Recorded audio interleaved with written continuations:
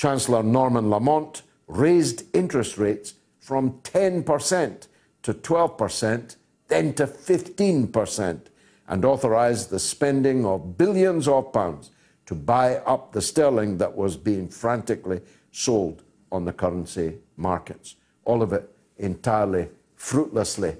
Although those numbers, which seemed enormous at the time, pale into insignificance with the kind of numbers that we talk about today. I remember that moment very well. I was a trade union sponsored member of Parliament, sponsored by the Transport and General Workers Union, and we had a room in Parliament, no more. How could a trade union room possibly survive in today's Parliament? There are no trade unionists left in it.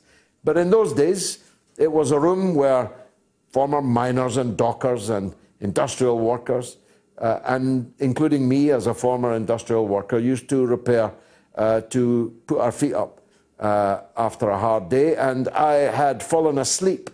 And I remember I was wearing braces. I had my braces down, suspenders they call them in the US, and the attendant came in with the latest edition of the Evening Standard, the London evening paper, and he shook me awake, which they wouldn't normally do. And he said, "The Chancellor's about to make an important statement in the House. You probably want to be in there."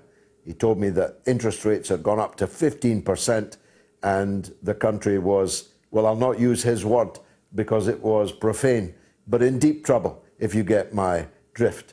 So I quickly pulled up my braces, put on my jacket and got into the chamber just as the hapless Norman Lamont was announcing the suspension of Britain in the ERM. That suspension paved the way for our refusal to join the euro when all around us did.